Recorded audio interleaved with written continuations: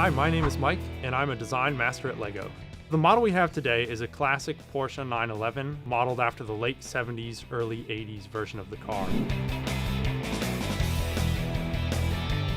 We've actually made two versions of the car here instead of one, so you can build the car as either the performance version of the 911, the turbo, or you can build it as the open-top version, the Targa.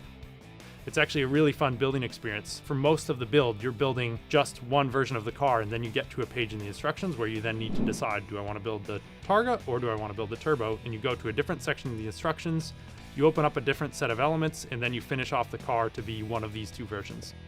So with the turbo, we have the turbocharged engine, the flat six in the back, of course, like all Porsches. We have the giant spoiler wing on the back, and then we have the Fox racing rims in black for the turbo, and we also have them in silver for the Targa.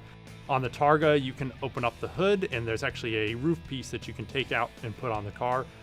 We've got really nice interior detailing with all of the clocks on the dashboard. We have used some of our nougat and dark orange colors to make some beautiful trim on the inside.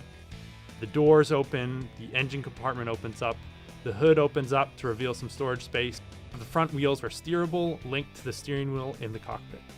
This model started as a Fabulab project. Fabulab is this awesome thing we do in LEGO design where for one day a month we get to work on anything we want. So some people will do like a drawing thing, some people will make ice cream. Now, what Mike decided to do is step away from his daily work, which is building highly detailed LEGO cars, is build a highly detailed LEGO car. And apparently that works for him. I don't understand it. That's actually something that a lot of designers at LEGO will do. We'll build these models that are kind of a passion project or just something that we think could be neat, and then we build it, and we have different spaces in our building where we can display it or take pictures of it. And I like to build things and just put them behind my desk and then see what happens. So after we had decided to take Mike's Fabulab project and make it into a real product, Mike did a little bit more work on it, and then it turned out that it was going to be me that would be actually the one to take it all the way through to the end.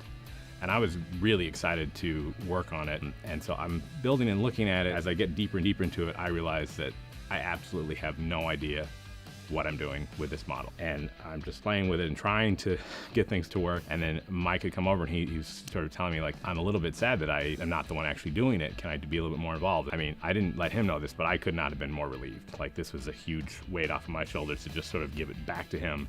For me, that was really exciting to see this project that just started out as kind of a side passion thing now becoming an official LEGO model. This car is the 8th Porsche 911 that we've made at LEGO. We've made 911s in Technic, we've made 911s in Speed Champions, but this is the first time we've done it at this scale with this level of detail.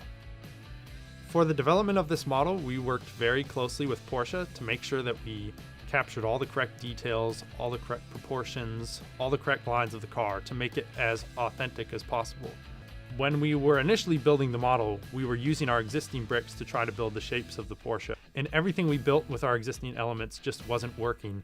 That's when I asked one of my colleagues, Yoel, to come take a look at it. Yoel's an element designer, and he's a huge Porsche fan. We've done two different new elements for this set, and then one of them was a triple bow that we kind of figure out we're gonna need for the back of the Porsche, be really true to the actual shape of the car. And Mike originally just took a cockpit and cut it in half, and I thought it was too edgy.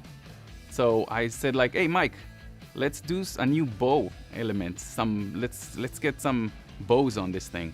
And Mike was a bit apprehensive at first. But he went off and he created that himself. And a couple days later, he brought me the part and he showed it to me, and it just fit perfectly on the car. It really helped to just complete the shape. The other part is this 5x5 quarter circle, and this is a part that we made in order to help us build both the Targa and the turbo version of the car. This car includes 3 different number plates, so we have an American number plate, we have German number plates, and we also include a Japanese number plate. And there's some Easter eggs in the numbers on those plates, but I'm not gonna spoil those for anyone, so try to figure them out yourself. Another thing in this car is we don't actually have any stickers. So the license plates, the Porsche logos, everything on the dashboard, these are all printed in this model. And that's really great for if you want to swap between the Targa and the Turbo, that you don't need to worry about putting stickers on correctly or swapping anything around. It's all just printed on the bricks. I have two favorite parts of this model. The first is the front bumper and also the headlights. The other part of the model that I'm especially proud of is the roof of the turbo. We built the back of the car at an angle so that we have a curve of the roof that matches up seamlessly to the curve of the back of the car, and I'm really proud of the way we've managed to achieve that in this model. I'm really excited for people to get their hands on these bricks and start building amazing creative things with them.